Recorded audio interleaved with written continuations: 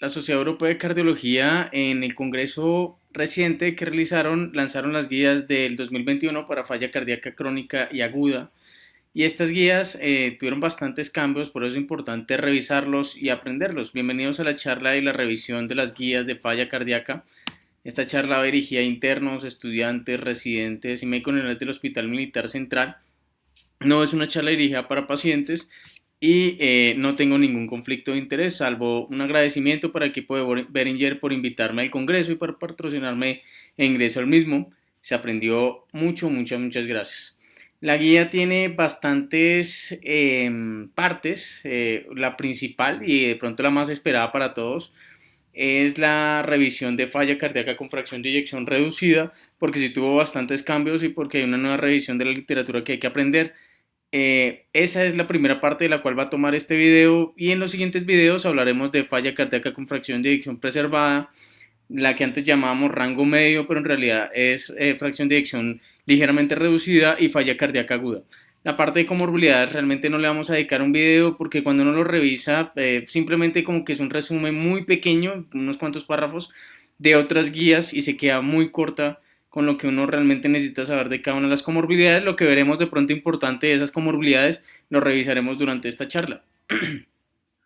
Antes de ahondar en todas las nuevas recomendaciones, hay que partir de las definiciones en la guía, y lo primero es definir una falla cardíaca. La falla cardíaca, más que un diagnóstico, es un síndrome, y es un síndrome caracterizado por síntomas congestivos asociados a una alteración estructural o funcional que no solo resulta en inadecuadas presiones intracardíacas, sino en un inadecuado gasto cardíaco, tanto en reposo como en ejercicio.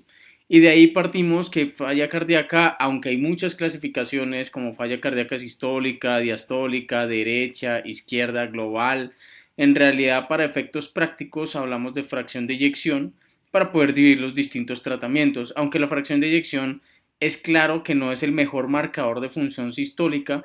Sí se ha demostrado que el tratamiento impacta dependiendo de la fracción de eyección, y aunque la fracción de eyección depende de la poscarga, por ejemplo, de la variabilidad interobservador del ecocardiograma, y hay otros parámetros como el strain longitudinal para medir la función sistólica que probablemente van a ser mucho mejores en el futuro. Por ahora el tratamiento y los estudios se han hecho basados en la fracción de eyección, y por eso se debe clasificar toda falla cardíaca crónica partiendo de la fracción de eyección. Entonces hay fracción de eyección reducida, fracción de eyección preservada, y lo que antes denominábamos como rango medio o rango intermedio, pero la guía ya lo cambió y ahora es ligeramente reducida esa fracción de eyección.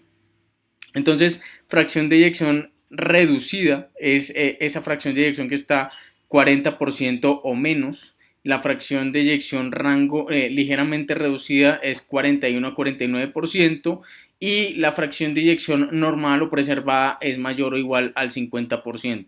Todas esas fallas cardíacas se asocian a signos o síntomas de falla cardíaca, pero el problema de pronto o la dificultad de hacer el diagnóstico en fracción de eyección preservada es que muchos de esos signos y síntomas no son lo suficientemente específicos o sensibles para hablar de falla cardíaca, y le hacemos un ecocardiograma y se encuentra una fracción de eyección normal.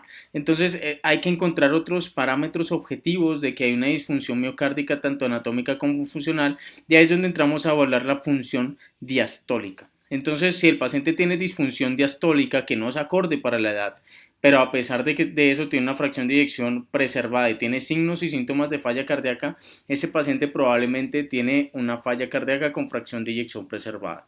El diagnóstico es complejo, no es fácil, termina siendo por descarte, y para eso dedicaremos un video especial únicamente para hablar de lo nuevo de fracción de eyección preservada, fracción de eyección rango ligeramente reducido, porque han aparecido nuevos estudios. En especial vamos a hablar del Emperor's Preserved, porque cambió un poco, digamos, el tratamiento, y porque han aparecido novedades en el tratamiento y en el diagnóstico que hay que aprender. Entonces, siempre que encontramos una falla cardíaca, la guía nos pide que lo clasifiquemos fracción de eyección, si es reducida, ligeramente reducida o preservada, y además hay que clasificar la clase funcional de ese paciente. Ya las conocemos. La clase 1 es donde el paciente no tiene ninguna limitación para la actividad física. La clase 2 es que el paciente cuando hace actividad física presenta una limitación leve, Y la clase 3 es pacientes que tienen una marcada limitación con la actividad física, pero que en reposo está cómodo y que realmente no presenta disnea en reposo. Y la clase 4 es pacientes que tienen disnea inclusive en el reposo con mínimos esfuerzos, ya está haciendo incomodidad y disnea en estos pacientes. ¿Por qué es tan importante aprender de esta guía? Pues realmente porque en este momento en el mundo aproximadamente hay más de 26 millones de personas con falla cardíaca, que es importante recordar que las fallas cardíacas solo en Estados Unidos cuestan el 10% de todos los gastos que tienen en salud. La prevalencia es muy importante, 1 al 2% de la población mundial, pero en realidad varía dependiendo de la edad y ya veremos cómo se comporta en nuestro medio y porque en los últimos años hemos visto cómo se disparó el diagnóstico de falla cardíaca. Probablemente antes no teníamos tan claros los criterios diagnósticos, no teníamos un algoritmo completamente claro para hacer el diagnóstico, pero vean cómo esto es lo que en esta gráfica, número de personas por cada 10.000 que tienen falla cardíaca a lo largo del tiempo, cómo se iban haciendo el diagnóstico. Para este estudio se tenía previsto que hacia el 2040 tuviéramos una incidencia que fuera aumentando porque íbamos a detectar cada vez más fallas cardíacas, pero la realidad es que de hecho estamos encontrando muchas más fallas cardíacas en el mundo y esas fallas cardíacas cuestan vidas, alteran la calidad de vida y cuestan demasiado para el sistema de salud. Si uno clasificara todas las fallas cardíacas con la fracción de eyección, más o menos el 60% tienen fracción de eyección reducida, 24% una fracción de eyección ligeramente reducida y el 16% fracción de eyección preservada. Probablemente es mayor el porcentaje de pacientes con fracción de eyección preservada porque hay un subregistro. La gente no busca este diagnóstico, no lo conoce, no sabe cómo hacerlo y además por ahora digamos que hasta que apareció ahorita el estudio en Pedro y los análisis del doctor Solomon que veremos en el siguiente video de fracción de eyección preservada, no hay como un tratamiento que modifique hospitalizaciones y bueno, en realidad hasta ahora no hay ningún tratamiento que mejore mortalidad. Esos fenotipos de fracción de eyección son importantes. Hay algunos que proponen dividir los pacientes con fracción de eyección menor al 40%, más del 40%, eso no se va a hacer. Eso es muy difícil y habla de pronto de lo poco que uno podría conocer de falla cardíaca, porque la falla cardíaca con fracción de eyección reducida son pacientes que generalmente son más masculinos y que tienden a tener mucha mayor enfermedad coronaria comparado con los pacientes con fracción de eyección preservada que son más mujeres, tienden a tener más edad, son más ancianos y tienden a tener más comorbilidades como hipertensión arterial, fibrilosidad auricular, obesidad y anemia. Los pacientes con fracción de eyección rango ligeramente reducido generalmente son pacientes que son una mezcla entre fracción de eyección preservada, fracción de eyección reducida, son más pacientes que tienen más enfermedad coronaria que los pacientes que tienen fracción de eyección preservada, pero tienen un pronóstico muy similar al de fracción de eyección reducida. Es un grupo especial de pacientes con su propio pronóstico, morbilidad y mortalidad. Entonces, en nuestro medio, ¿cómo van las cosas? Digamos que la mortalidad varía mucho en las distintas zonas y esto pasa probablemente en todo el mundo. Hay sitios en donde la mortalidad no es tan alta, hay sitios donde la mortalidad sí es preocupante, hay sitios en donde se hace un subdiagnóstico y un subregistro de falla cardíaca. Pero en general la prevalencia en el mundo es del 1 al 2% de los pacientes que tienen falla cardíaca, en nuestro medio es un poco más alta, 2.3%, y como en el resto del mundo nuestra principal causa de falla cardíaca es la etiología isquémica, seguida por la etiología hipertensiva, la valvular y un gran porcentaje de pacientes en cuyo diagnóstico termina sin realizarse o sin registrarse. Entonces, ¿cómo hacemos el diagnóstico de falla cardíaca? Aquí la guía nos comienza con un abordaje y un mensaje muy sencillo, y es que siempre partimos de la clínica del paciente, síntomas congestivos, disnea, edema, y recordemos que esos edemas son más de tipo vespertino, que mejoran en las mañanas, ortopnea, disnea paroxística nocturna, vendomnea, es decir, que el paciente en menos de 30 segundos al agacharse, amarrarse los zapatos hace disnea y habla de aumento de presión de cabezas del ventrículo izquierdo. Esos síntomas de falla cardíaca se acompañan generalmente de edema maleolar, ingurgitación yugular, reflejo hepatoyugular positivo, estertores en ambos campos pulmonares, aumento de peso que mejora con diuréticos, pero toda esa clínica que tenemos muy rica para falla cardíaca es poco sensible y específica. Y por eso nos recomiendan hacer los péptidos natriuréticos.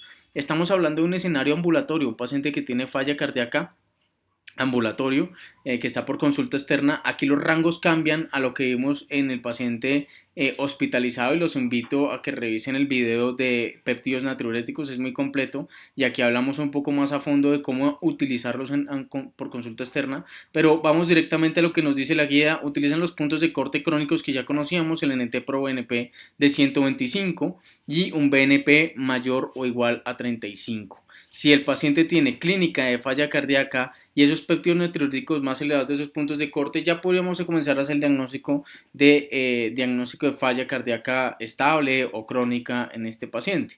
Hay que recordar que los pacientes que tienen obesidad tienen mayor depuración de los péptidos natriuréticos e inclusive tienen péptidos natriuréticos un 50% por debajo de lo que una persona que no es obesa suele presentar. Entonces, si el paciente tiene obesidad, hay que recordar que vamos a esperar péptidos natriuréticos que inclusive pueden ser normales a pesar de que el paciente tenga falla cardíaca.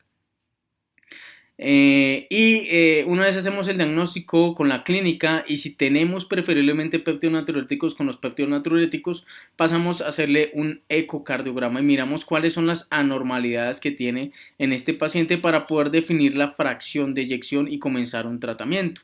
Si se dan cuenta, en realidad no es tan difícil hacer el diagnóstico de una falla cardíaca, es tener una clínica congestiva o de bajo gasto, unos péptidos natriuréticos aumentados y un ecocardiograma que nos ayuda a encontrar anormalidades estructurales o funcionales que nos clasifica el paciente dentro del fenotipo de una fracción de eyección menor del 40%, menor o igual al 40%, o ligeramente reducida al 41 al 49%, o fracción de eyección preservada mayor o igual al 50%. Con eso podemos determinar un tratamiento. Si el paciente no tiene clínica clara de falla cardíaca, le hacemos unos péptidos natriuréticos y son normales por debajo de los cortes para paciente ambulatorio, podríamos descartar la falla cardíaca y considerar otros diagnósticos de disnea o edemas en esos pacientes. Y aquí entra la guía y nos dice que le pedimos de entrada a un paciente que le estamos intentando hacer el diagnóstico de falla cardíaca, el NT-proBNP o el BNP, indicación 1B, un electrocardiograma porque nos ayuda a mirar si hay hipertrofia o no, porque sirve de base para la evolución del paciente, porque nos ayuda a mirar si hay arritmias, y recordemos que más o menos un 21 al 30% de los pacientes que debutan con falla cardíaca también tienen fibrilación auricular, y porque además nos puede orientar a signos de necrosis. El ecocardiograma transtorácico es importante para determinar el fenotipo. La radiografía de tórax no es tan necesaria de entrada, pero sí hay que recordar que una radiografía normal sin aumento de la silueta cardíaca disminuye mucho la probabilidad que estemos enfrente de una falla cardíaca. Y los paraclínicos que ellos nos recomiendan pedir en todo paciente que se hace diagnóstico y esfuerzo diagnóstico para una falla cardíaca es un hemograma, la función renal que sería el BUN, la creatinina, electrolitos sodio, potasio, cloro, una TSH, una hemoglobina glicada, un perfil lipídico, y si el paciente tiene rango reducido o rango ligeramente reducido, como veremos más adelante, es importante conocer la ferrocinética, en especial la ferritina y la saturación de transferrina. Ya ahorita más adelante aprenderemos a utilizarlos y cómo los utilizamos en falla cardíaca, según lo que nos dice la guía. Entonces, dependiendo del fenotipo, determinamos la etiología y comenzamos el tratamiento. Todas estas son las etiologías de falla cardíaca. Es una tabla extensa, no la pongo aquí para que la revisemos uno por uno, pero vamos a destacar lo que nos dice la guía de novedoso. Entonces, lo importante es hacer una historia clínica completa para intentar determinar la causa, y recordemos que la principal causa es enfermedad coronaria. Entonces, por eso siempre debemos pensar en isquemia coronaria. En un paciente que se nos presente le hacemos el diagnóstico de falla cardíaca. Siempre es importante que si estamos sospechando una falla cardíaca con fracción de eyección preservada, considerar la hipertensión arterial como una de las principales causas de la misma. El ecocardiograma transtorácico es muy necesario, indicación 1A para todo paciente con falla cardíaca, y nos ayuda a descartar etiologías valvulares, cardiomepatías infiltrativas postinfecciosas o cardiotoxicidad.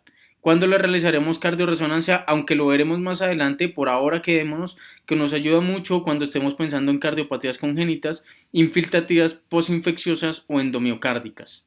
Y siempre es importante cuando nos estamos quedando sin posibilidades diagnósticas de entrada en todo paciente con falla cardíaca, comenzar a sospechar y buscar cardiomepatía por arritmias, inducida por arritmias, fibrilación auricular, taquicardias supraventriculares incesantes o ectopias ventriculares muy frecuentes, más del 10% al día.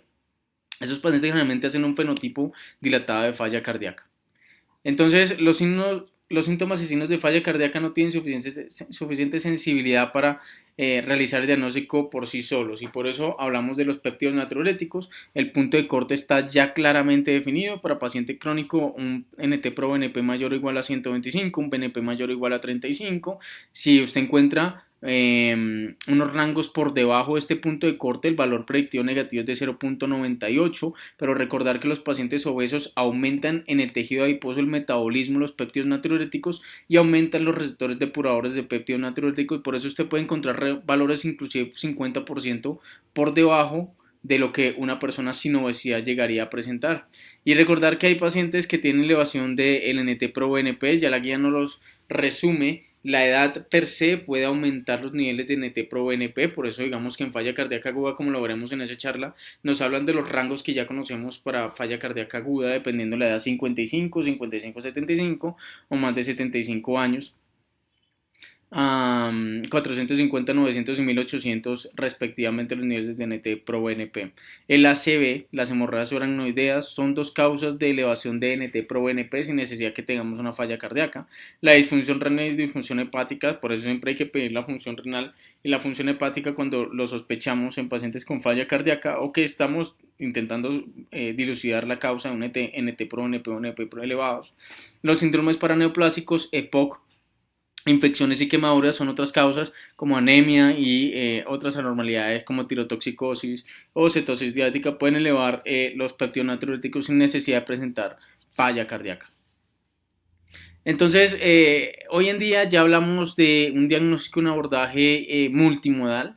Ya hicimos el diagnóstico de falla cardíaca basados en la clínica, basados en el NT-proBNP, y vean que la guía en ningún momento nos habló de los criterios de Framingham, ya los dejaron atrás. No quiere decir que no se utilicen, se deberían utilizar, pero hoy en día confían en una clínica asociado a otro tipo de estudios como los péptidos natriuréticos o el ecocardiograma para hacer el diagnóstico de falla cardíaca. Se requiere la clínica, es muy necesaria, pero hay que tener datos objetivos como los péptidos natriuréticos o como imágenes cardiovasculares. Entonces, como uno le realiza un ecocardiograma a un paciente para terminar de enfocar una falla cardíaca y determinar su fenotipo, la resonancia magnética cobra utilidad cuando la ventana del ecocardiograma es malo. También cuando estamos sospechando cardiomiopatías infiltrativas, la resonancia magnética debe ser un estudio que solicitemos para que nos ayude a orientar el diagnóstico. Y puede ser razonable cuando no estamos claros la causa de una falla cardíaca. Entonces, muchas ocasiones el paciente se nos presenta con una falla cardíaca con fenotipo dilatado y no tenemos claro si es enfermedad coronaria o si es de pronto posmiocarditis o si es, por ejemplo, por alguna otra razón. Entonces, el realce tardío de gadolíneo, cuando es subendocárdico transmural, orienta más a que es una etiología isquémica. En cambio, cuando el realce tardío es más subepicárdico, nos orientaría más a que es posmiocarditis. Entonces, la resonancia magnética, cuando no tenemos claro el diagnóstico de un paciente con falla cardíaca, en especial como fenotipo dilatado, con el realce tardío de gadolíneo nos podría ayudar a dilucidar el diagnóstico. Otros tipos de imágenes. El angiotac coronario ya lo dejan como una indicación 2A, es una muy buena indicación para pacientes que tienen síndromes coronarios crónicos, antiguamente llamados anginas estables, y que tienen probabilidad intermedia o baja para enfermedad coronaria, que tienen menos de un 15% basados en las tablas dependiendo de la angina o el dolor torácico con la edad que nos muestran en las guías de síndrome coronario crónico. Si tienen probabilidad menor del 15% de enfermedad coronaria, el angiotac nos ayudaría bastante. Ya lo veremos más adelante cómo podemos utilizarlo para saber si le damos tratamiento antiisquémico o si le hacemos cateterismo, que la guía nos habla de eso. Siempre es importante que aún hay una recomendación, vean que la van bajando cada vez más, de hacerles pruebas de estrés para determinar la viabilidad, porque la viabilidad no es la única razón que pueda determinar a quién lo llevamos a un cateterismo o revascularización miocárdica. Y cuando un paciente tiene disnea, podríamos pensar hacerle un test de ejercicio, no importa qué tipo de modalidad, para hacer un test de ejercicio para poder determinar la causa de disnea. Hemodinamia tiene un papel importante en falla cardíaca y hay que recordar que hay unos objetivos para una revascularización. Lo primero es modificar el pronóstico, o lo segundo es modificar los síntomas, y es que apareció un estudio que se llama el estudio isquemia, que nos habla a quién deberíamos hacer una estrategia de cateterismo de una vez y a quién deberías hacer el manejo médico. Pero en general, el cateterismo cardíaco se debería indicar si, a pesar de que encontramos a un paciente con una enfermedad coronaria, por ejemplo por un angiotac coronario, decidimos no hacer el cateterismo, le estamos dando todo el tratamiento para enfermedad coronaria, tiene falla cardíaca y a pesar de eso tiene una angina refractaria o arritmias ventriculares. Y puede ser razonable cuando hay de entrada una probabilidad alta para enfermedad coronaria o cuando hay pruebas de estrés positivas. Toda falla cardíaca que en menos de 3 meses se progresa y deteriora, esos pacientes pueden tener una miocarditis o una infiltrativa y deberían considerarse una biopsia endomiocárdica si no pudimos hacer el diagnóstico de alguna otra forma, tomar 7 muestras para intentar dilucidar si hay una causa infecciosa o inflamatoria o de miocarditis autoinmune inflamatoria. Entonces, aquí es donde entra la controversia de esta nueva recomendación. Vea que nos hablan que la angiografía coronaria invasiva está recomendada en pacientes con angina, a pesar de que sigan, pues, angina refractaria, pues, a pesar de una terapia farmacológica o que tengan arritmias ventriculares sintomáticas. Y esto va en contra de lo que uno tiene por intuición, ¿no? Uno pensaría que si un paciente tiene angina, de entrada le deberíamos hacer un cateterismo y revascularizarlo, pero eso ya lo encontramos y ya lo hablamos en el estudio isquemia. El estudio isquemia fue un estudio controlado, aleatorizado, donde tomaron 5.179 pacientes y eran pacientes que por imágenes se les había encontrado una isquemia moderada o severa. Es decir, le habían hecho una prueba de estrés o un angiotac coronario, ya se habían demostrado que tenían algún grado de enfermedad coronaria y esta era moderada o severa. Y estos pacientes los aleatorizaban a un grupo donde solo le daban terapia medicamentosa, no los revascularizaban, solo les daban terapia médica y otros que les iban a hacer angiografía y les hacían revascularización miocárdica, es decir, un grupo les daban solo tratamiento oral y no les hacían cateterismo de revascularización ni cirugía y otro grupo sí los llevaban de una vez al cateterismo sin esperar la respuesta al tratamiento médico. Fueron pacientes de más de 21 años de edad con evidencia de angina moderada severa en el test de imagen, pero estos pacientes tenían que tener unas claras imágenes que muestran que no tuvieron enfermedad del tronco. Esa enfermedad del tronco mayor del 50% es un criterio de exclusión y ahí es donde no aplica el criterio de isquemia. Los pacientes que no fueran del grupo del estudio Stitches, que fracción de eyección menor o igual al 35%, no aplican para isquemia. Y un NIJA 3 a 4 o angina refractaria. El seguimiento fue a 3.2 años. Vean que no hubo ninguna diferencia significativa, tanto en el desenlace primario como en que era el conjunto de muerte cardiovascular, hospitalización o infartos. Y vean que estos pacientes tuvieron la misma mortalidad en tratamiento médico o salir corriendo de una vez a hacerles un cateterismo apenas el test de isquemia dio positivo. ¿Listo? Entonces, por eso salen esas recomendaciones que nos muestran que si un paciente nos muestra con una prueba de enfermedad coronaria moderada o severa, podríamos darle el chance de darle tratamiento médico intensivo, control de lípidos, antianginoso, beta bloqueador, y observarlo a lo largo del tiempo y si a pesar de eso el paciente queda con angina refractaria o persiste haciendo dolor torácico o la fracción de eyección está reducida o el tronco tiene una lesión de más del 50% o tiene falla cardíaca con bastante sintomática, ahí sí deberíamos llevarlos a un cateterismo. Así que revascularizarlos inmediatamente en el escenario crónico no tiene una indicación 1A, realmente cae la indicación mucho y le han bajado realmente a una indicación 2B. Y nos hablan del cateterismo derecho. El cateterismo realmente tiene 4 escenarios. Lo primero, cuando estamos sospechando y hablando de un paciente que era trasplante cardíaco, ese paciente siempre debe tener un cateterismo porque es importante en esos pacientes determinar si tiene hipertensión pulmonar severa o moderada o si tiene disfunción del ventrículo derecho, porque eso, si el paciente no mejora con la terapia médica o con dispositivos de asistencia ventricular, lo saca de la lista de trasplante. Cuando sospechamos una cardiopatía congénita o restrictiva, el cateterismo es importante porque puede hacer el diagnóstico. Y cuando no tenemos un diagnóstico etiológico para hipertensión pulmonar, esos pacientes que se quedan sin diagnóstico a pesar de un esfuerzo diagnóstico completo y juicioso, podrían ser candidatos a un cateterismo para aclarar el diagnóstico. Y cuando los pacientes tienen fracción de eyección preservada, como veremos en la charla de fracción de eyección preservada, antes consideraban hacerle cateterismo virtualmente a todos los pacientes, pero hoy en día ya se sabe que es un recurso que no está tan disponible en todos los medios, que es invasivo y molesto para el paciente, así que si lo dejan como una indicación 2B para pacientes con sospecha de fracción de eyección preservada, falla cardíaca, pero que no le hemos podido hacer el diagnóstico de alguna otra forma. Y ahora sí entramos en el tratamiento de falla cardíaca con fracción de eyección reducida. Esto era lo que hacíamos antes. Entonces, ¿qué hacíamos antes? En la guía del 2016 nos decían que si encontramos una falla cardíaca de fracción de eyección reducida, le iniciamos la terapia según como nos había dicho la historia. Le poníamos un IECA, un beta bloqueador, los titulábamos a dosis tope. Si el paciente seguía sintomático y no remodelaba inversamente el paciente, o sea, no mejoraba la fracción de eyección, podíamos adicionar un antagonista de los receptores mineralocorticoides, epidurolactona o eplerenone, pero si a pesar de eso seguía sintomático, ellos miraban, vea, si sigue con IECA, póngale un sacubitril valsartán, o si el paciente tiene todavía ritmo sinusal, pero la frecuencia sigue mayor o igual a 70 por minuto, póngale ibabradina. Y si el paciente tiene QRS mayor a 130 milisegundos, pues si es entre 130 y 149, podría ser indicación 2A para una terapia de resincronización cardíaca, pero si es mayor a 150 milisegundos, indicación 1 para resincronización cardíaca. Esta recomendación no cambió, ahorita la miraremos. Vean esas indicaciones, eso es importante que no cambió. El QRS mayor o igual a 130 milisegundos es una indicación de paciente que se vaya a resincronización cardíaca, pero entre 130 y 149, indicación 2A, mayor a 150 milisegundos, indicación 1. Si a pesar de eso el paciente seguía sintomático, pues el paciente ya era refractario, síntomas refractarios y se debería considerar falla cardíaca avanzada y debemos plantearnos ya lo trasplante cardíaco, dispositivo de asistencia ventricular, digoxina para evitar hospitalizaciones o no avanzar de pronto la terapia, más bien enviarlo a un grupo de cuidados paliativos y reorientar el esfuerzo terapéutico. Y esto es lo novedoso de la guía, el tratamiento ya no es escalonado, sino de una vez, todo se inicia.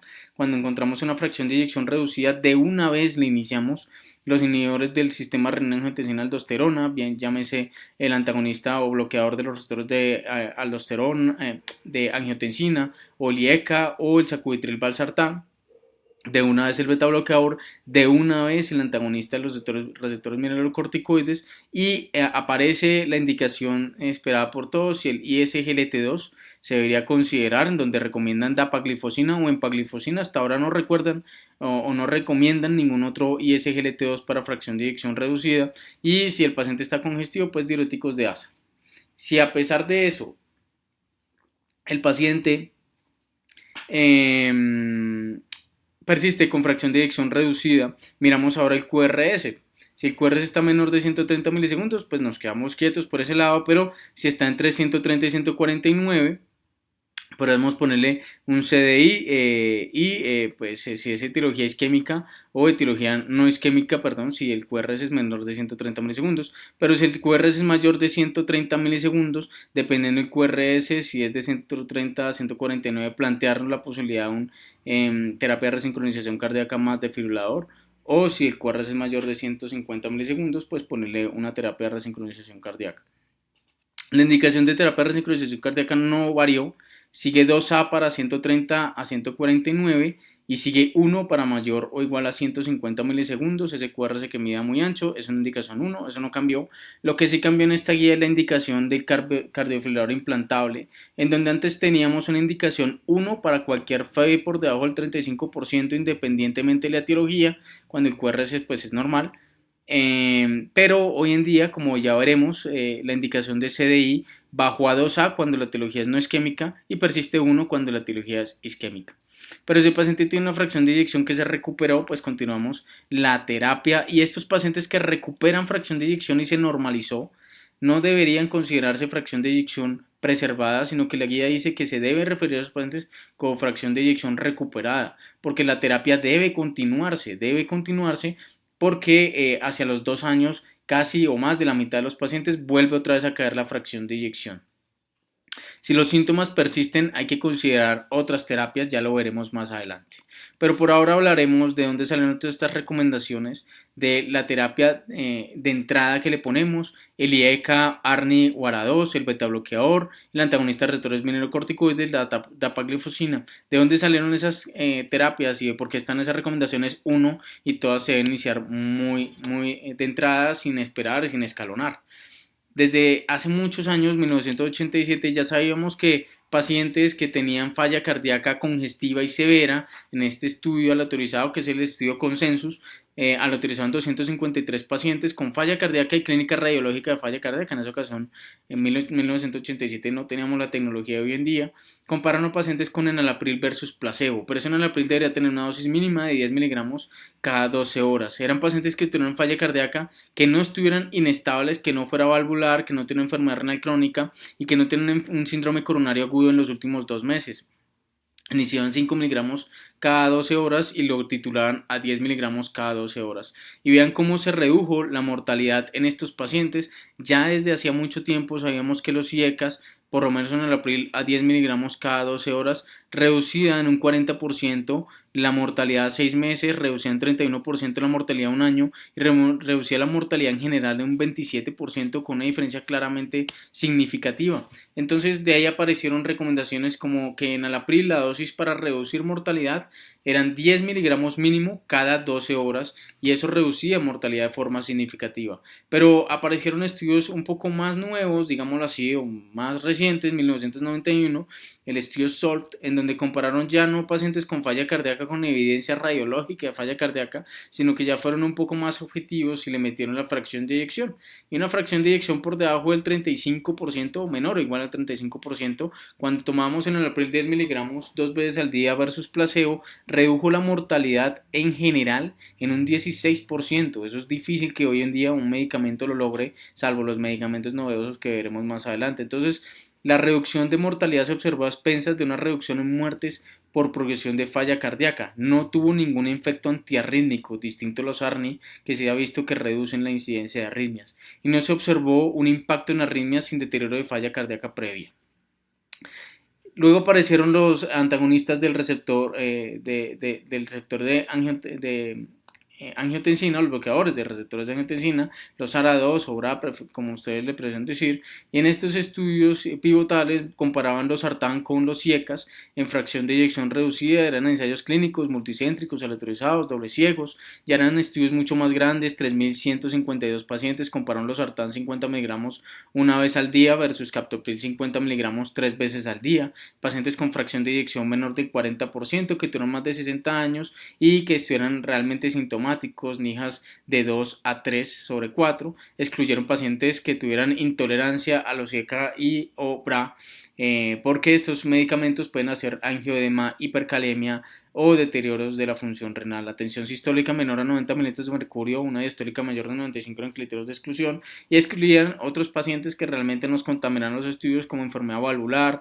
CDI, infartos recientes menos de una semana, síndromes coronarios agudos menos de 2 semanas, AIT o ACV menos de 6 meses, estenosis de la arteria renal hematuria, enfermedad renal crónica. Fue un seguimiento de 700 días y vean que no hubo ninguna diferencia significativa con los IECAS.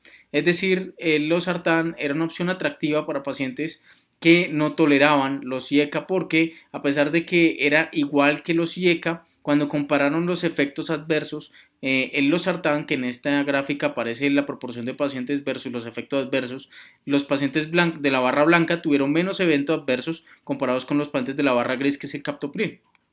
Cualquier evento adverso, efectos mediados por un medicamento, tos o falla cardíaca. Así que los pacientes que hacen tos o angioedema con los IECAS son pacientes que son candidatos a ponerles un ARA2 tipo losartán, valsartán o por los medicamentos que veremos más adelante dentro de la lista. Entonces losartán no fue superior al captopril, mejoró la supervivencia en pacientes ancianos con falla cardíaca, pero fue significativamente mucho mejor tolerado, tuvo menos eventos adversos.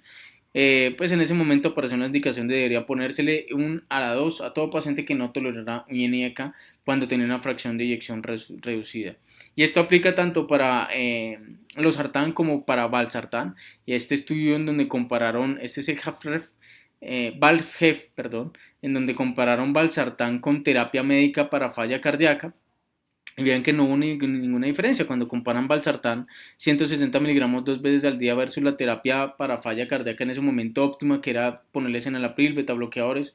En ese momento los ponían digoxina y diuréticos, pues la mortalidad fue la misma, no fue inferior, y por eso valsartán no es superior a la terapia médica y puede ser una opción cuando no toleran los IECA. En ese estudio combinaron valsartán con enalapril y se comenzaron a dar cuenta que un ARA2 con un IECA no se deberían mezclar porque aumenta el riesgo de hipercalemia y podría aumentar la mortalidad. Y eso lo comprobó un estudio en donde intentaron determinar si la proteinuria en pacientes con enfermedad renal disminuía cuando combinaban y ECAs con ARA2. Hicieron cuenta de eso, se llama el estudio en Target, que no es este, es otro estudio. El estudio en Target mostró que si usted mezcla valsartán, enalapril, un ECA y un BRA o un ARA2, aumenta el riesgo de hipercalemia, pero ya sabemos que no modifica los desenlaces de mortalidad y los desenlaces duros en falla cardíaca. Por eso no se deberían mezclar IECAs con ARA2.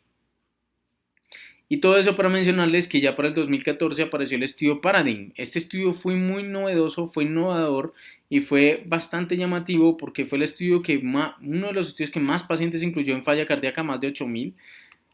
Y compararon 8.442 pacientes. Es un ensayo abierto y eso realmente fue algo que criticaron mucho, multicéntrico y doble ciego. Compararon titular sacubitril más valsartán versus enalapril. Titular el sacubitril valsartán a 200 miligramos día versus enalapril 10 miligramos cada 12 horas. Y el estudio fue tan bueno que lo tuvieron que interrumpir a los 27 meses, dados los resultados tan contundentes que ya veremos más adelante.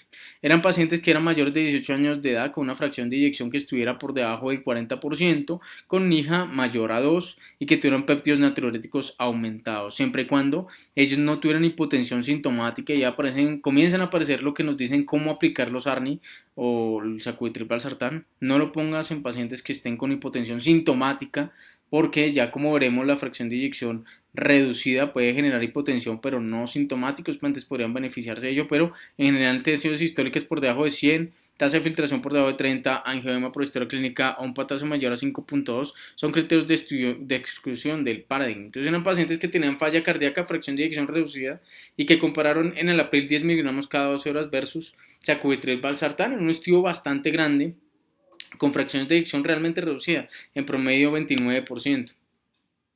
Y los resultados fueron contundentes, pues llamaron demasiado la atención, en donde el desenlace primario, un compuesto de muerte cardiovascular, muerte por cualquier causa, hospitalización, falla cardíaca, se redujo en un 20%, la mortalidad cardiovascular se redujo un 20%, la mortalidad por cualquier causa se redujo un 16% y la hospitalización por falla cardíaca se redujo un 21%. Este estudio fue uno de los más innovadores, fue uno de los que más llamó la historia y marcó un hito en la falla cardíaca, porque esto nunca antes se había visto con una terapia tan contundente que haya obligado, digamos, sí se ha visto que se detengan estudios previamente, pero no resultados tan contundentes en falla cardíaca crónica.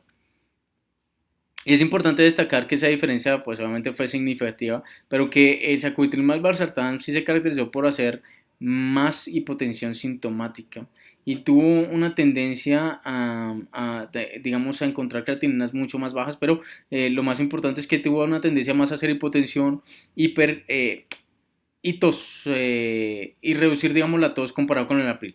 ¿Qué hay que destacar y salvar de el Paradigm y el sacubitril valsartán? Estos dos desenlaces, la creatinina y el potasio. Vean que en el estudio de Paradigm, el sacubitril valsartán, que aquí lo refieren como LSZ 696, tuvo menos hipercalemia que los pacientes que los pusieron en enalapril. Pero es que cuando revisen manejo de hipercalemia en falla cardíaca, si el paciente sigue haciendo hipercalemia leve o moderada y el paciente se beneficia de inhibir el sistema renina-angiotensina de aldosterona, una de las opciones es pasarlo de enalapril a sacubitril valsartán, porque el sacubitril valsartán se asocia a menos hipercalemia y por eso lo protege. Y se asocia a menos desenlaces renales probablemente. Pero el Paradigm tuvo sus problemas de diseño, y lo primero es que todos los pacientes en el estudio Paradigm eran fallas cardíacas en condición estable, no estaban hospitalizados. Y se generó la pregunta de si podíamos iniciar sacubitril valsartán en pacientes que estaban hospitalizados por falla cardíaca. Eso no lo miró el Paradigm, no lo sabíamos. Y si el diagnóstico era de novo la falla cardíaca, podemos iniciar el sacubitril valsartán, porque todos en el Paradigm ya tenían un diagnóstico de falla cardíaca. Y si podemos iniciarlo luego de una hospitalización, ¿cuándo sería el momento apropiado?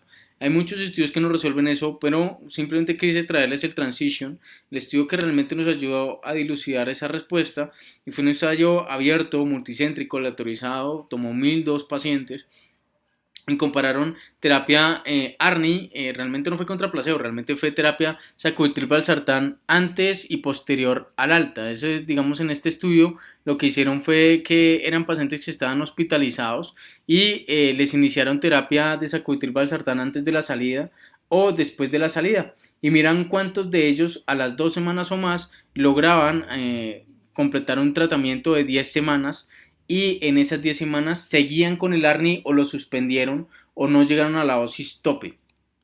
Entonces eran pacientes que tenían que estar ya en el momento del alta sin diurético, con sistólicas mayor de 110 por milímetros de mercurio y de menos de 2 horas previas al alta. Ahí nos dicen cómo lo iniciamos. Entonces sí se puede iniciar. Se podría iniciar en pacientes que estén apenas se vayan a ir para la casa. El día del alta se podría iniciar siempre y cuando ya no tengan diuréticos endovenosos y siempre y cuando la presión sistólica esté mayor de 110 milímetros de mercurio. Si el paciente venía con enalapril, hay que suspender el enalapril por lo menos 36 horas y ahí se iniciar la terapia ARNI o sacubitril valsartán 50 miligramos al día o 100 miligramos al día según la tolerancia y según las cifras de presión arterial. Y cada 2 a 4 semanas ir doblando la dosis. Eran pacientes con falla cardíaca que tuvieran fracción de eyección menor del 40%, que estuvieran ya estables y que tuvieran una sistólica por lo menos mayor de 100 milímetros de mercurio por más de 6 horas, por lo menos previos al alta. Entonces, los pacientes eran pacientes ya de 66 años, eran pacientes que realmente aún persistían algo sintomáticos, pero pues que ya no, en teoría ya no tenían diurético endovenoso, ya estaban estabilizados.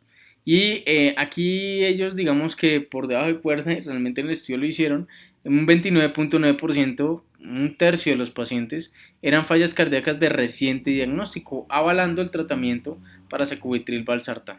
Entonces en esta gráfica y en la anterior ya podemos sacar las 3 preguntas previas.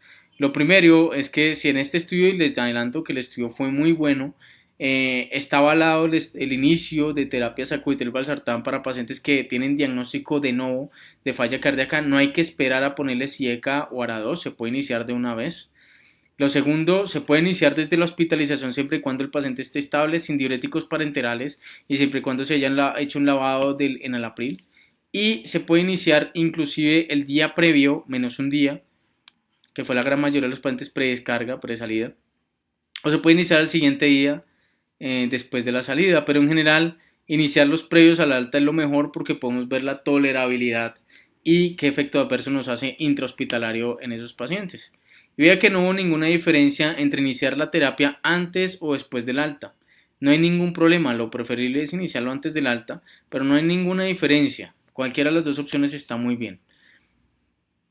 Vean que más de 2 semanas llevando hasta la semana 10, el 86% de los pacientes que iniciaron terapia después de la salida, o el 89%, antes de la salida, perdón, o el 89.6% de los pacientes, casi el 90% de los pacientes, casi 9 de cada 10, hacia la semana 10 tienen algún tipo de terapia sacubitril valsartán o han logrado la dosis tope de 200 miligramos al día. Y es importante recordar que en cuanto a quienes suspenden la terapia sacubitril valsartán, aunque no hay una diferencia significativa, hay una mayor tendencia numérica a pacientes que suspendan el sacubitril valsartán cuando este se los inicia después de que les dio salida. Por eso es que ya sabemos que cuando un paciente se hospitaliza con falla cardíaca con fracción de eyección reducida y no le han iniciado sacubitril valsartán, es mejor iniciarlo el día antes del alta y observar cómo le comporta el sacubitril valsartán al paciente, mirar si hace efecto adverso, las dudas, cómo se comporta la presión arterial y darle salida y no formularlo y esperar que el paciente lo inicie ambulatoriamente y sea él el que decida si suspenderlo o no. En cuanto a los desenlaces de seguridad, aquí es importante destacar que ya nos mostraron de pronto cuáles son los pacientes que predicen que van a lograr una dosis tope o que van a lograr tolerar el sacubitril valsartán en sus pacientes menores de 65 años de edad que tienen tasas de infiltración mayor de 60 mililitros por minuto, que tienen históricas mayor de 120 mililitros de mercurio cuando se inicia la terapia, que no tienen falla cardíaca previa, que tienen terapia previa para hipertensión arterial, que no tienen fibrilación auricular y que se inicia una dosis baja de 100 miligramos al día. Eso hace que no haya una diferencia significativa y hace que los pacientes tengan mayor tolerancia y mayor adherencia al tratamiento. Entonces es seguro iniciar el sacubitril valsartán previo al alta en los primeros días post descarga, aunque cuando uno se lo inicia después de la salida, hay una mayor tendencia numérica no significativa de que el paciente haga eventos adversos o que, perdón, que suspenda el tratamiento por su propia cuenta. Casi un 50% de los pacientes lograron mantener la terapia sacubitril/valsartán luego del alta hospitalaria de la semana 10. Es importante la historia clínica previa al inicio del sacubitril/valsartán, dado que esto define una proporción de suspensión permanente de la terapia. Cuando usted se lo inicia al paciente aún si estando congestivo, hipotenso sintomático o que el paciente aún tiene algún efecto sobre los psique, es muy probable que el paciente vaya a hacer algún evento adverso y va a suspender la sacubitril/valsartán. Y definitivamente se puede iniciar sacubitril/valsartán en los pacientes de nuevo sin complicaciones sin ningún problema. Entonces, la guía, volviendo otra vez a la guía, nos ofrece las dosis, cómo podemos iniciar. En nuestro medio tenemos disponible captopril, enalapril, ya casi no captopril, más que todo enalapril, y uno generalmente le inicia con una dosis muy baja si el paciente, sus presiones arteriales no están muy elevadas. Entonces uno inicia 2.5 miligramos cada 12 horas y lo va titulando cada 4 semanas hasta llegar a 20 miligramos 2 veces al día. El sacubitril/valsartán lo recomiendan 100 miligramos 2 veces al día e irlo titulando, doblando la dosis hasta llegar a 200 miligramos 2 veces al día y se puede ir doblando la dosis cada 2 a 4 semanas. En nuestra institución nosotros lo que hacemos es que lo iniciamos a 50 miligramos 2 veces al día cuando el paciente tiene una fracción de eyección reducida y la presión arterial está muy limítrofe baja, porque a veces los pacientes con fracción de eyección del 20-25% aún así se benefician de ARNI o de sacubitril/valsartán, pero sus presiones arteriales históricas no son de 110-120, sino que son de 80-90 mililitros de mercurio, pero lo toleran muy bien. Entonces uno arranca con 50 miligramos cada 12 horas, miran la tolerancia previa al alta y mira cómo le va al paciente, si hace hipotensión, si hace algún síntoma de hipotensión o algún evento adverso. Si no lo hace en 2 semanas se podría doblar la dosis y si aún así tolera el paciente a las 4 semanas se podría llegar a la dosis tope de 200 miligramos cada 12 horas. Porque es la dosis blanco, no es una opción, es la dosis a la cual deberíamos llegar, porque fue con esa en la cual en el estudio Paradigm lograron reducir una mortalidad general de un 16%. Nosotros tenemos aquí en nuestro medio más que todo disponible losartán y valsartán, a veces candesartán. El losartán muy fácilmente accesible, 50 miligramos una vez al día. Recuerden ese estudio de losartán versus captopril, pero se puede llegar hasta 150 miligramos y se puede dejar una sola vez al día, no cada 12 horas, dependiendo de la tolerancia de adherencia al tratamiento. Y el valsartán se puede iniciar 40 miligramos 2 veces al día, pero se puede llegar hasta 160 miligramos 2 veces al día. ¿Qué hay de los betabloqueadores? También se deben iniciar de una vez en pacientes con fracción de eyección reducida y esto ya lo sabemos desde hace mucho. Vean que desde 1999 ya nos mostraron que comparar metoprolol succinato versus placebo reducía la mortalidad de una forma significativa y que esto no solo reducía la mortalidad total, sino que reducía la mortalidad cardiovascular, la muerte súbita y la muerte por falla cardíaca que se deteriora. La reducía de forma significativa y aparecieron otros betabloqueadores como el carvedilol, que al compararlos con placebo reducía los desenlaces independientemente de género, independientemente de la edad del paciente, independientemente de que fueran de Latinoamérica o de alguna otra parte, independientemente de qué tan grave era la fracción de eyección, la etiología si era isquémica o no isquémica, o independientemente si habían hospitalizaciones recientes, pero en general reducían los desenlaces de mortalidad comparado con placebo.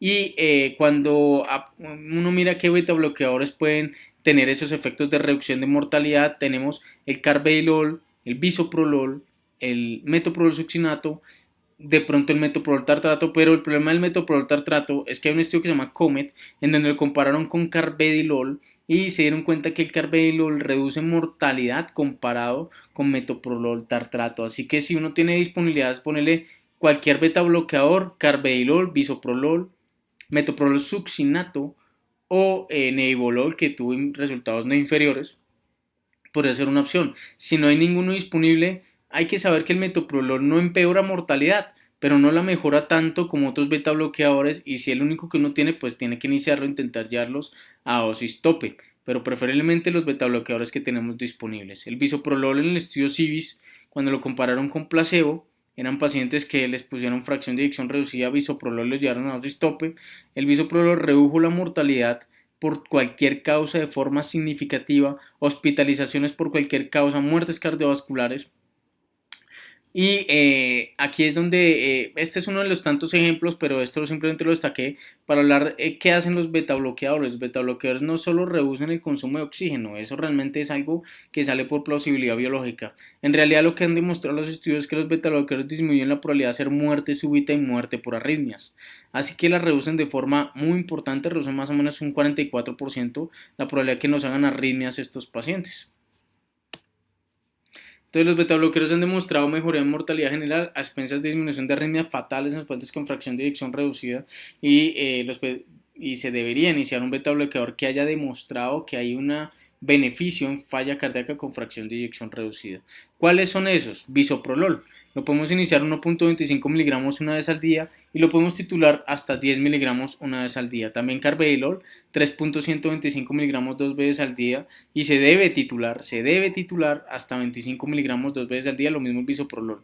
Metoprolol succinato, recordemos que este es de liberación lenta, entonces 12.525 miligramos una sola vez al día estaría bien, pero hay que titularlo hasta 200 miligramos una vez al día, por lo menos en 4, máximo 8 semanas deberíamos tener esas dosis tope siempre y cuando el paciente lo tolere. Nebivolol no lo incluí porque si bien tiene estudios, en nebivolol no tiene superioridad sobre otros, simplemente mostró no inferioridad con los que ya han demostrado que reducen mortalidad.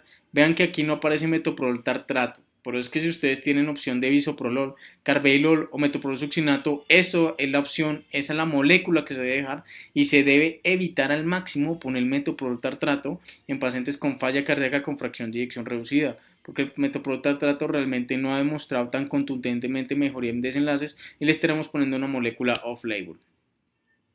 ¿Qué es de los antagonistas del receptor de mineralocorticoide, espironolactona y eplerenone? Ya desde hace mucho sabemos en el estudio Rales, en 1999, que pacientes que tenían falla cardíaca con fracción de eyección reducida, y este fue un estudio aleatorizado, multicéntrico, doble ciego, tomaban espironolactona 25 y los llevaban a 50 miligramos al día versus placebo. Estos pacientes tenían falla cardíaca con fracción de eyección menor o igual al 35%, una clase funcional de 3 a 4 y que estuvieran tolerando además los IECA. Miraron mortalidades de desenlaces cardiovasculares a largo plazo, pero lo importante es que lo interrumpieron a 24 meses, dados los resultados contundentes.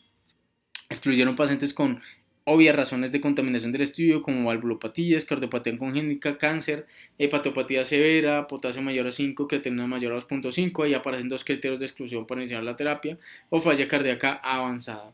Y vean como una reducción significativa, un 30%, en la mortalidad, es decir, los pacientes con espironolactona tuvieron una mayor supervivencia comparado con los pacientes que le dan terapia médica estándar, IECA, beta bloqueador, digoxina, diuréticos y que no les ponían espironolactona.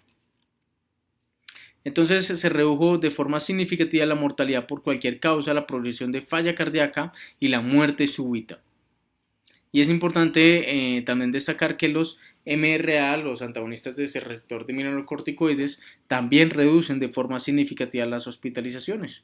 Sin embargo, hay que destacar que los pacientes que les pusieron espironolactona aumentó el dolor del pezón en los hombres y aumentó las tasas de ginecomastia. También aumentó las tasas de hipercalemia. Y por eso aparecen medicamentos como el eplerenone, que también al compararlo con placebo en pacientes con falla cardíaca con fracción de eyección menor o igual al 35% que tienen terapia médica óptima, al poner los eplerenone versus placebo también redujo desenlaces importantes como mortalidad por cualquier causa, mortalidad cardiovascular, hospitalización, pero a diferencia de la espironolactona, el eplerenone tuvo menos tasa de ginecomastia, de hecho se comparó mucho con el placebo, y por eso la eplerenona es una opción atractiva cuando el paciente con espironolactona, a pesar de la espironolactona, nos hace una ginecomastia, pues obviamente podemos ponerle eplerenone. La dosis es la misma, 25 miligramos de inicio, se lleva hasta 50 miligramos al día. Hay que recordar que el eplerenone también tiene aumento de probabilidad de hacer hipercalemia. Y aquí vamos a hacer una pequeña pausa para hablar de hipercalemia y antagonistas de receptores mineralocorticoides. Parece que los antagonistas de receptores mineralocorticoides aumentan el riesgo de hipercalemia, pero estas hipercalemias generalmente no suelen ser graves, no suelen asociarse a desenlaces súbitos fatales, no son tan graves las hipercalemias, pero el problema es que la hipercalemia se asocia a aumento en mortalidad en esos pacientes y los análisis apuntan a que la hipercalemia lo que hace es que los médicos suspendan espironolactona de plerrenone por riesgo de hipercalemia y no lo vuelvan a reiniciar. Y al no reiniciarlo, deterioran el desenlace de los pacientes con falla cardíaca con fracción de eyección reducida comparado con pacientes que tienen falla cardíaca, fracción de eyección reducida, espironolactona o eplerenone, pero que nunca hacen hipercalemia. Entonces, hay algunos autores que opinan, después de distintos subanálisis, que el aumento de la mortalidad asociada a la hipercalemia secundaria a plerrenone o espironolactona no es tanto por la hipercalemia per se, que igual es peligrosa, igual hay que ajustarla, sino es más bien porque cuando suspenden la espironolactona o la plerrenone, corrigen la hipercalemia, pero no vuelven a reiniciar estos medicamentos por miedo a que vuelva a aparecer una hipercalemia. Cuando uno resuelve una hipercalemia por el plerrenone y por espironolactona, hay que reiniciar esos medicamentos para recuperar la mortalidad en esos pacientes. Entonces, plerrenone y espironolactona se arranca 25 miligramos una vez al día y la dosis tope y target es de 50 miligramos una vez al día. Y ahora aparecen los medicamentos novedosos de la guía que estamos todos esperando, que realmente muchos recibieron con bombos y platillos, pero para serles sincero, era algo que ya veníamos esperando y no, perdón, no nos sorprendió a muchos.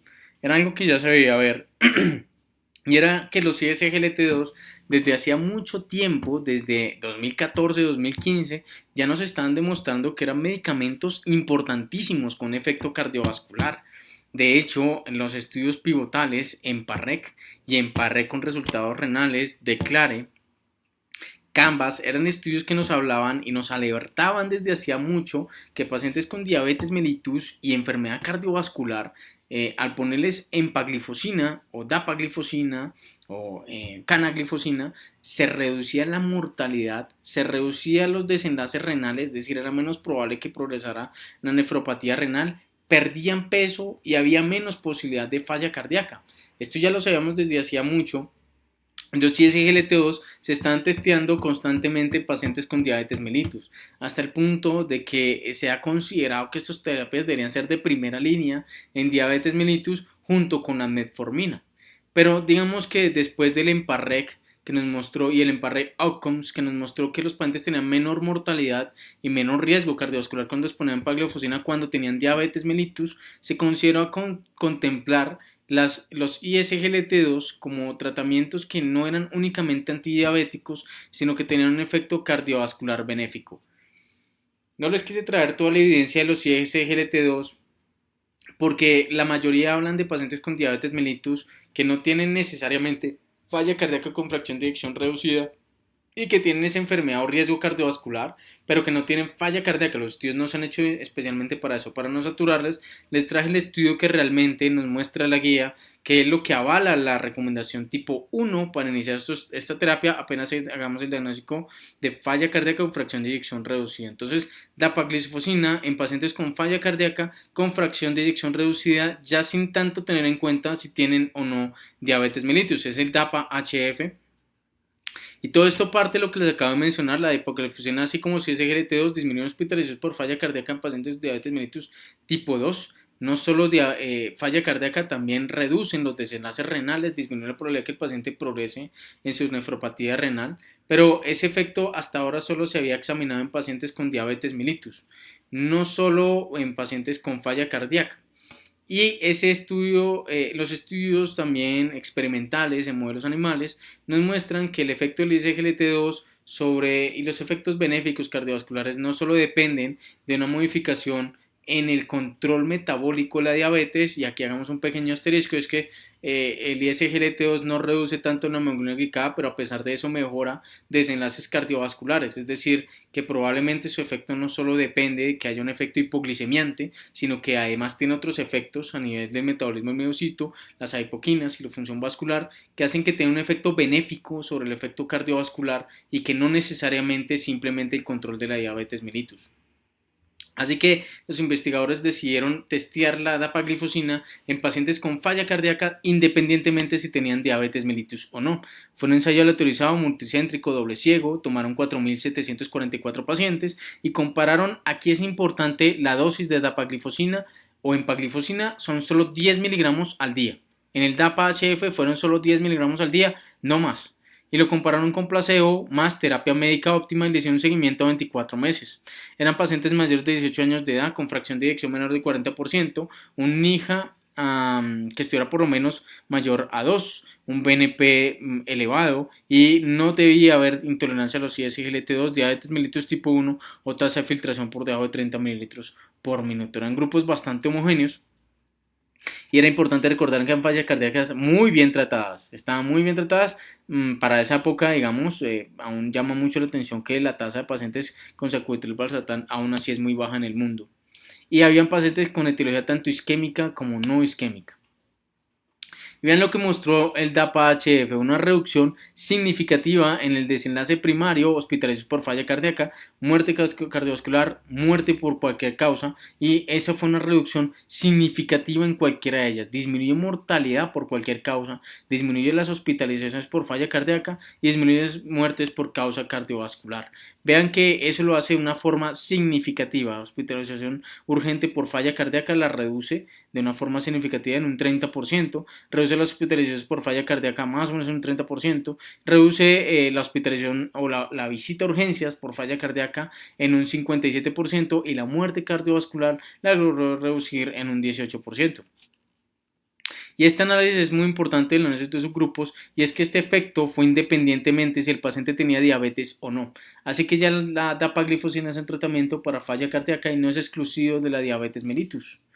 No solo eso, también el efecto era independiente si había una etiología isquémica o no isquémica, era independientemente si el paciente ya tenía una terapia con antagonistas del receptor de angiotensina, de mineralocorticoides, y esto es importante porque ya aparece la recomendación, no hay que esperar a ponerle espironolactona, se puede iniciar, y si usted lo inicia antes o después de que le ponga espironolactona, igual tiene beneficio de mortalidad, por eso se debe iniciar. Y un resultado importante que es motivo de otra charla muy aparte, pero para que lo sepan, redujo de forma muy importante, aproximadamente un 28%, la probabilidad de que ese paciente tenga desenlaces independientemente de la tasa de filtración glomerular. En cuanto a los desenlaces de seguridad, la dapaglifosina, simplemente mencionar que aumenta la probabilidad de infecciones por hongos a nivel genital de los pacientes, pero siempre tener en claro que son medicamentos muy seguros y que menos del 5% de los pacientes suspendieron la terapia por efectos adversos. Bueno, en el Canvas, la canaglifosina, hay una asociación estadística con aumento de amputaciones. Esto no se logró demostrar en ningún estudio, pero una preocupación de que de pronto los ISGLT2, en especial canaglifosina, aumentan el riesgo de amputación de miembro inferior por pie diabético. Pero aquí no hubo ninguna diferencia significativa, entonces digamos que no es una preocupación, y el DAPA-HF nos dio cierta parte de tranquilidad de que los ISGLT2 no se asocian a mayor número de amputaciones en estos pacientes. Entonces, entre pacientes con falla cardíaca y una fracción de eyección reducida, el riesgo de empeorar el resultado o muerte por enfermedades cardiovasculares fue más bajo entre aquellos que recibieron dapaglifosina que aquellos que recibieron placebo, independientemente de la presencia o ausencia de diabetes mellitus. Hay otro estudio que es el Empero Reduce. Ese Empero Reduce es similar al DAPA-HF, pero los pacientes que en el Empero Reduce tuvieron una fracción de eyección mucho menor que los pacientes que tuvieron el DAPA-HF, la fracción de eyección de ellos estaba alrededor del 20%. En el Empero Reduce no hubo diferencias significativas en empaglifosina versus placebo. No quiere decir que la empaglifosina no sirva en falla cardíaca con fracción de eyección reducida, simplemente la conclusión de los distintos autores expertos es que empaglifosina lo iniciaron en el Empero Reduce con fracción de eyección muy reducida cuando ya el miocardio estaba muy dañado y ya no había posibilidad de recuperar el remodelamiento inverso de estos pacientes. Y por eso empaglifosina, el Empero Reduce simplemente demostró que hay que iniciarlo tempranamente y no esperar a que la fracción de eyección se caiga mucho más. Entonces, la guía nos recomienda dapaglifosina 10 miligramos al día o empaglifosina, cualquiera de los dos, 10 miligramos al día, y quedarse con esa dosis para siempre.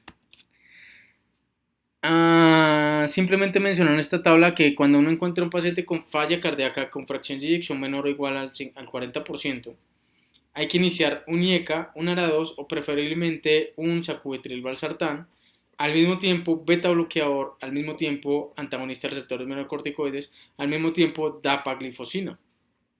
¿Cómo lo deberíamos iniciar?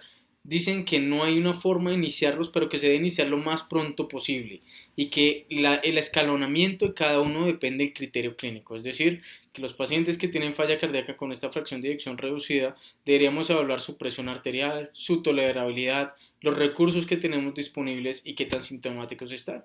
Porque si el paciente tiene buenas presiones arteriales, tiene buena adherencia al tratamiento y tolera iniciar los 4 de una sola vez, se puede hacer.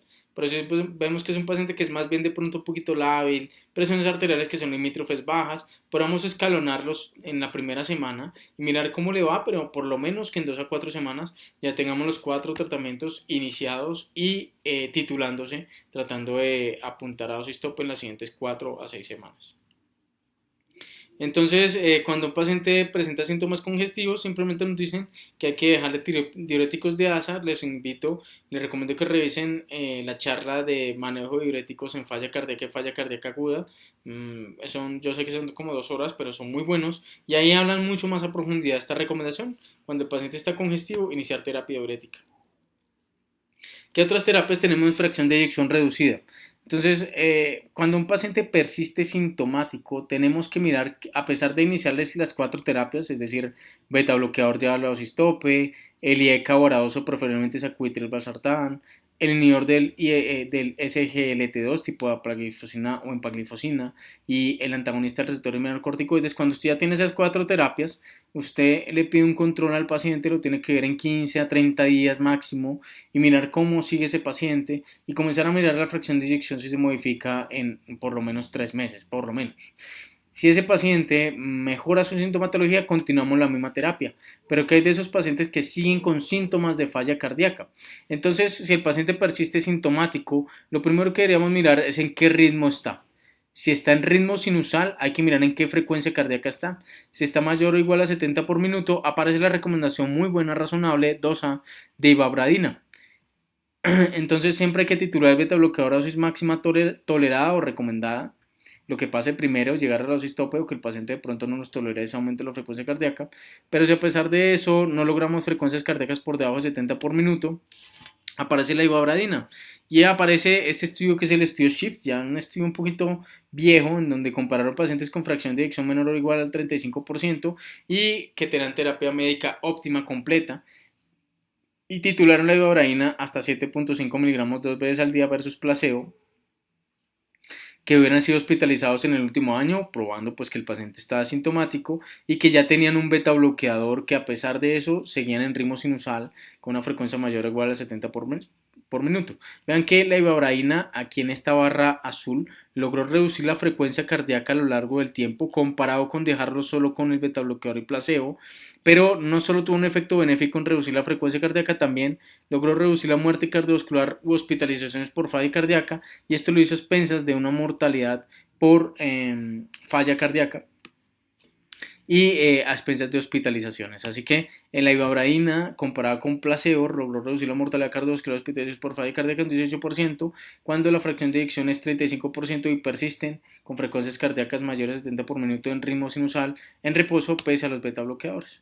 El vericiguat es el estudio Victoria. El vericiguat es un medicamento muy bueno para evitar hospitalizaciones por falla cardíaca cuando esta está reducida a pesar de la terapia médica óptima. Hay un video específico del estudio Victoria y de cómo utilizar vericiguat en pacientes con fracción de eyección reducida en este canal. Les recomiendo vayan a revisarlo, pero por ahora nos quedaremos que hay una recomendación.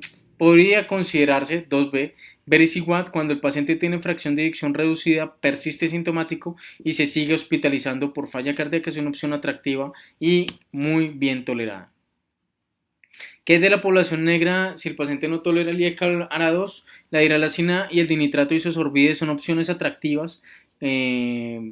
Digamos que si no le podemos dar IECA o ARA2, los estudios son viejos, pero tienen una recomendación 2A y 2B.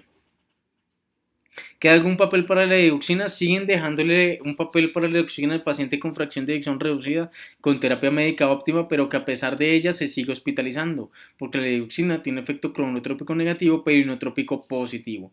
Los estudios DIC nos mostraron que de pronto la dioxina no disminuye desenlaces cardiovasculares duros, pero aún así la guía nos dice si el paciente se le sigue hospitalizando, usted ya le tiene toda la terapia médica óptima y usted de pronto quiere dejar de hospitalizar al paciente, podría dejarle digoxina siempre y cuando usted revise los niveles séricos y mantenga niveles dentro del rango de seguridad. Entonces, tenemos la evabraína. ¿Cómo la iniciamos? Iniciamos 5 miligramos 2 veces al día y lo titulamos a 7.5 miligramos 2 veces al día.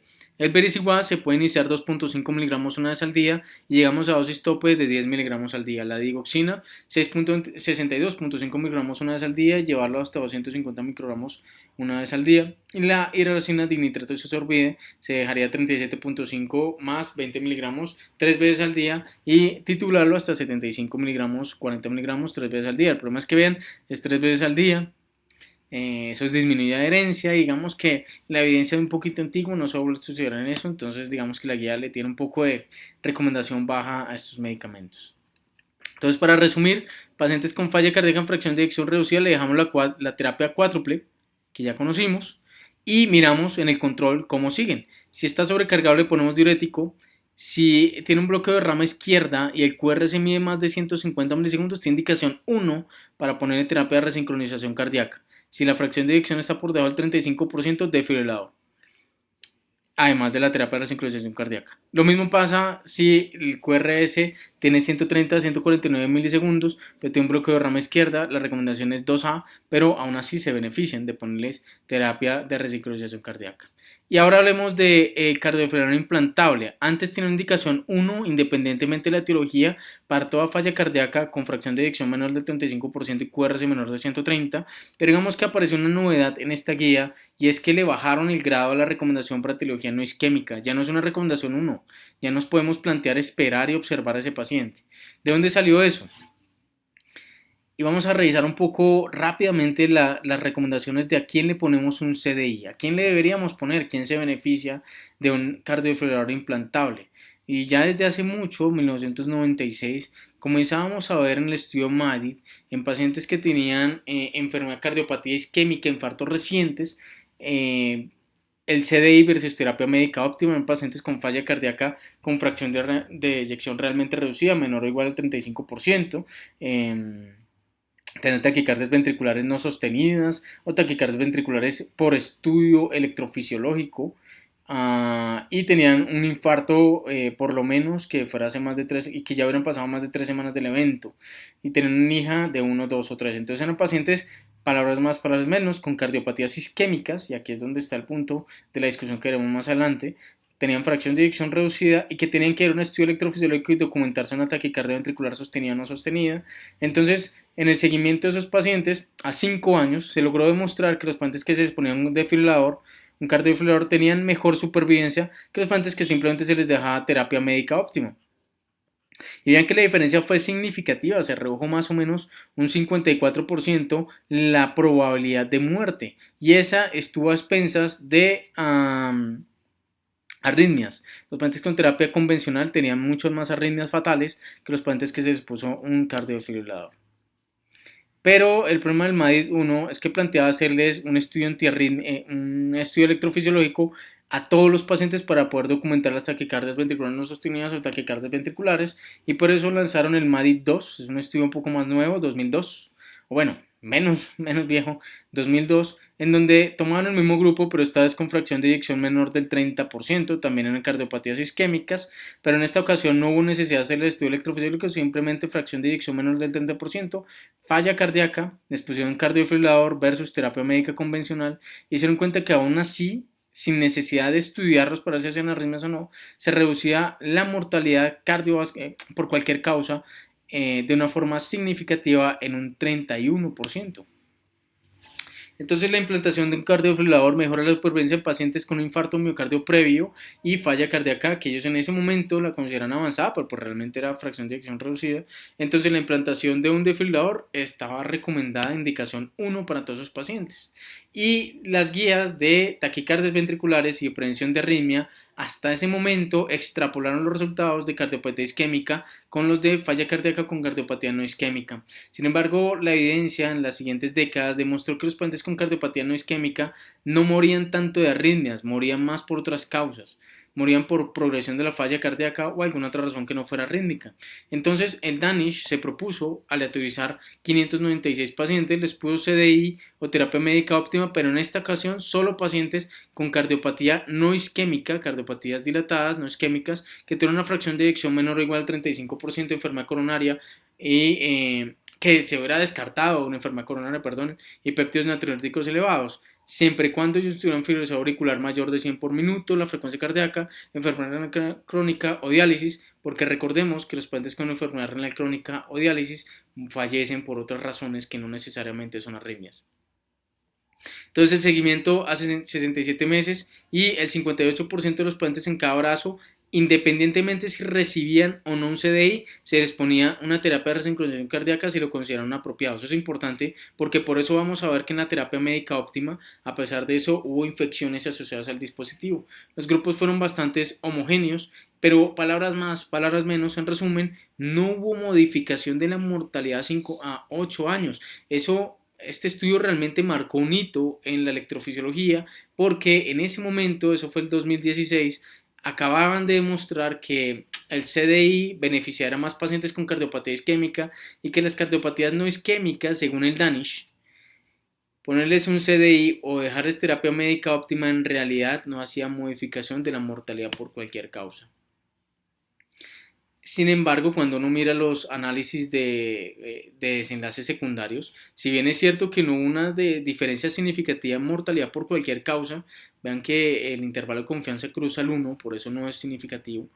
Vean que ponerle un CDI a los pacientes con cardiopatía no isquémica sí hace algo, y es que reduce la mortalidad por súbita cardíaca, es decir, reduce la tasa de arritmias fatales y la reduce de una forma importantísima, la reduce un 50%. Es decir, que el CDI en cardiopatía no isquémica disminuye la probabilidad que un paciente a usted le haga una arritmia fatal y la revierte, la previene, le previene muertes por arritmias fatales, pero a largo plazo, por alguna razón, no modificó la mortalidad general. Y aquí es donde uno de pronto comienza a hacerse preguntas del Danish, porque entre más joven el paciente, mejor le sirve el CDI.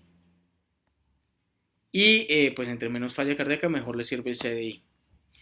La conclusión de los Danish fue bastante controvertida, me entró muy difícil para muchos electrofisiólogos, muchos cardiólogos, muchos que nos gusta mucho la cardiología, es que la implantación de un CDI profiláctica en pacientes con falla cardíaca sistólica sintomática que no haya sido causada por enfermedad coronaria no fue asociada con una reducción significativa a largo plazo de muerte por cualquier causa, que pues siempre cuando esté en el cuadro crítico completo. Pero ahí aparecieron los subanálisis que nos aclararon mejor la conclusión del Danish, y es que los pacientes que tienen menos de 70 años, en el análisis del Danish, los pacientes que tenían menos o igual a 70 años de edad tenían mucha mayor proporción de muertes o descargas y de muerte,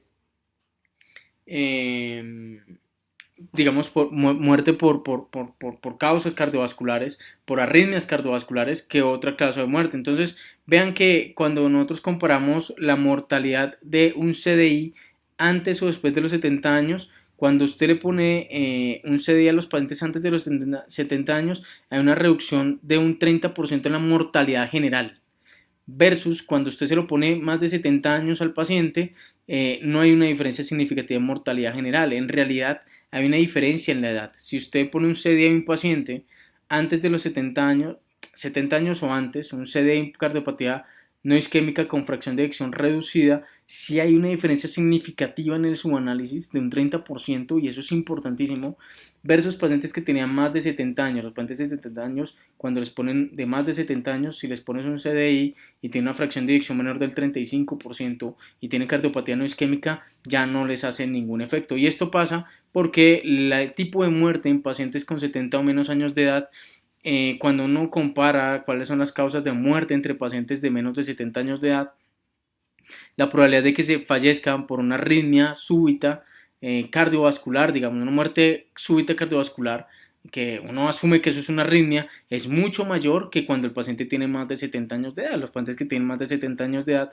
probablemente ya fallecen por otras razones distintas a una arritmia, y esta es la diferencia, y el Danish nos mostró que los pacientes de más de 70 años de edad con cardiopatía no isquémica de fracción de eyección menor del igual al 35% no tienen un beneficio con el CDI, porque a partir de esa edad aumentan y prevalecen las muertes por causas distintas a muerte súbita cardíaca. Luego continuamos, fibrilación auricular y falla cardíaca es una charla que ya tenemos en el canal propia para eso. No hablan nada distinto a lo que nosotros hicimos en esa charla. Los invito a que revisen esa charla, pues realmente les dan la respuesta de por qué digoxina.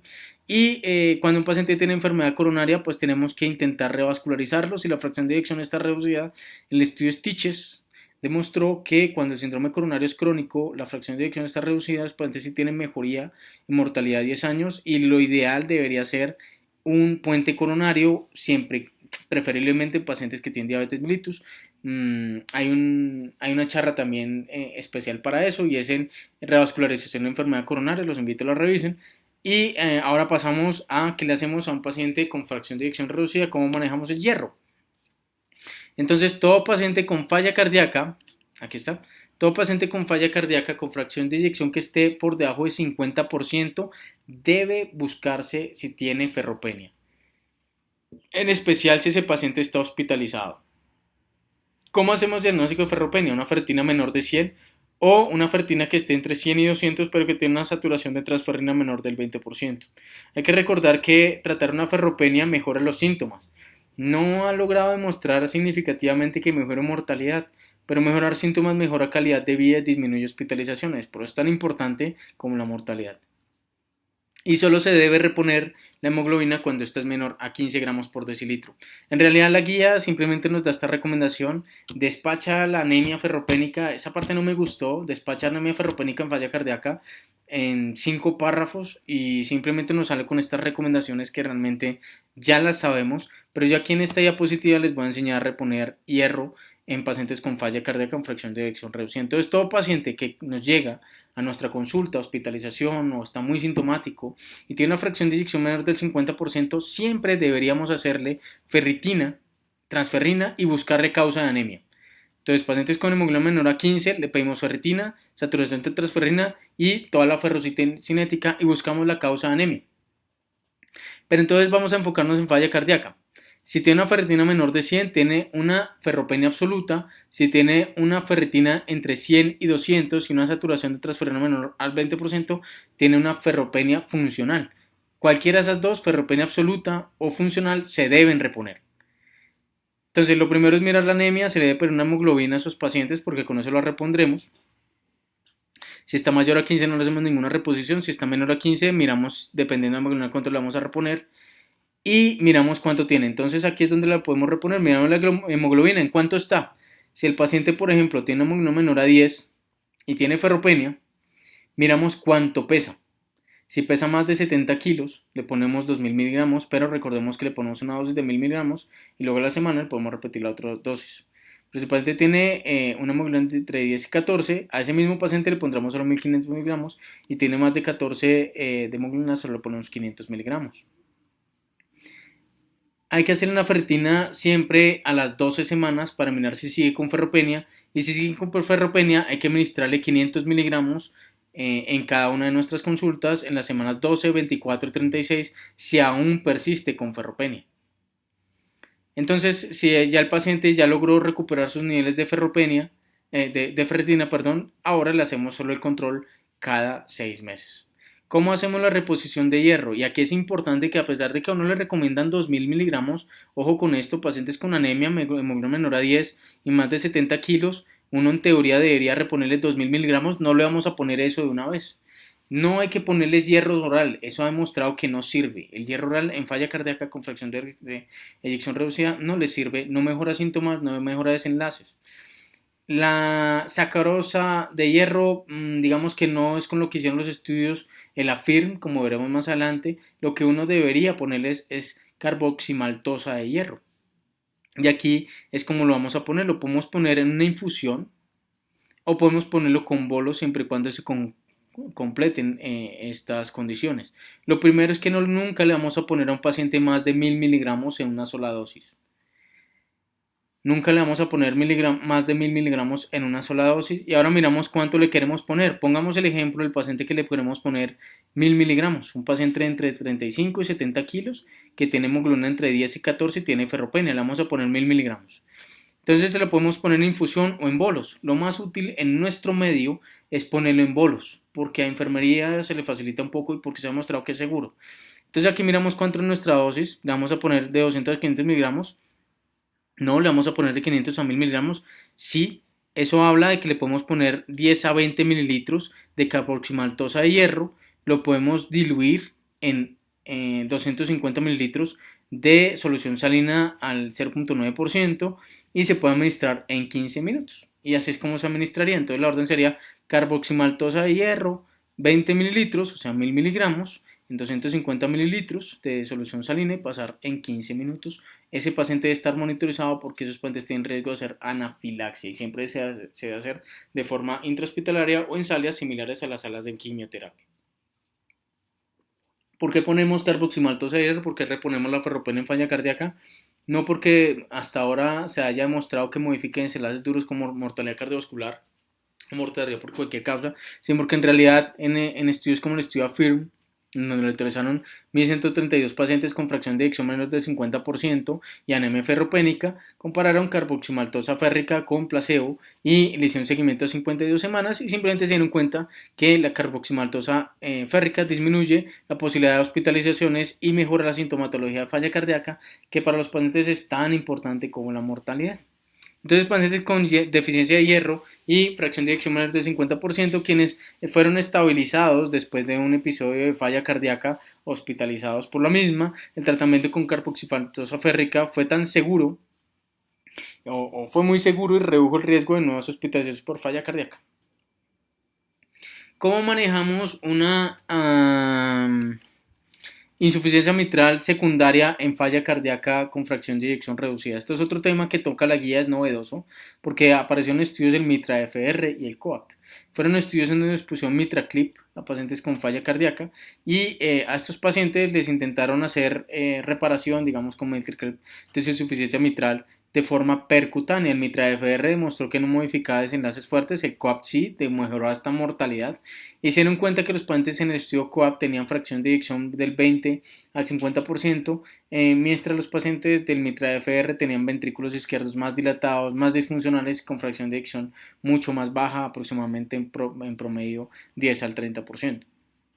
Entonces, todo paciente con insuficiencia mitral secundaria severa, lo primero es descartar que no tenga enfermedad coronaria, porque si tiene enfermedad coronaria hay que revascularizarlo con intervención coronaria o preferiblemente con puentes coronarios, porque la falla está reducida, e iniciarle la terapia médica óptima que ya aprendimos, y hay que reevaluarlo generalmente a los 3 meses con un nuevo ecocardiograma y mirar si persiste con la insuficiencia mitral secundaria. Si persiste bueno, pues si no la tiene, pues ya nos sacamos ese paciente, pero si persiste con la insuficiencia mitral secundaria, tenemos que plantearlo si le ponemos un MitraClip o si le hacemos cirugía. Entonces, por ahora la recomendación más alta es ponerle un MitraClip. Si persiste sintomático, si persiste con fracción de eyección reducida a menos 35% y si a pesar de eso le hemos puesto terapia médica óptima. Pero debe cumplir todos los criterios y es que debe tener una fracción de eyección del 20 al 50%, un diámetro de fin de sístole menor de 70 milímetros en el ventrículo izquierdo, ausencia de disfunción moderada o severa del ventrículo derecho, que no presente insuficiencia tricuspidea severa y que no presente inestabilidad hemodinámica. Debe cumplir todos esos criterios para plantearnos ponerle un MitraClip a ese paciente con insuficiencia mitral secundaria a falla cardíaca con fracción de eyección reducida. Y si persiste la falla cardíaca, ya para finalizar, simplemente pacientes como veremos más adelante que están en Intermax 4, esos pacientes debería plantearse la posibilidad de llevarlos a falla cardíaca avanzada, cuidado paliativo o trasplante cardíaco o dispositivo de asistencia ventricular. En la charla más adelante de falla cardíaca con fracción de eyección preservada hablaremos un poco más de eso, cómo seleccionar a esos pacientes. Ya finalizamos la charla. Conclusiones: la falla cardíaca es más un síndrome, se busca un diagnóstico para reducir la mortalidad y morbilidad. Hoy en día las guías recomiendan la terapia simultánea, la cuatriterapia, distinto a lo que venía recomendando la guía del 2016, que era más bien escalonada. El sacubitril/valsartán es una opción atractiva para pacientes con falla cardíaca de novo, siempre se debe plantear. reduce probabilidad de hipercalemia, reduce mortalidad cardiovascular y es una opción que realmente debes tener en cuenta. Y si el paciente persiste sintomático, es importante terminar otras estrategias como dispositivos de estimulación cardíaca, ivabraína, llevarlos a protocolo de falla cardíaca avanzada, revascularización miocárdica, trasplante y cuidados paliativos. Bueno, eso ha sido la charla por ahora, la primera parte de fracción de eyección reducida. Las próximas son dos partes, que una de ellas es fracción de eyección preservada y fracción de eyección ligeramente reducida, y la otra es falla cardíaca aguda, los nuevos algoritmos, que realmente es una charla muy sencilla porque ya espero hayan revisado la guía de manejo de la falla cardíaca aguda del canal. Muchas gracias.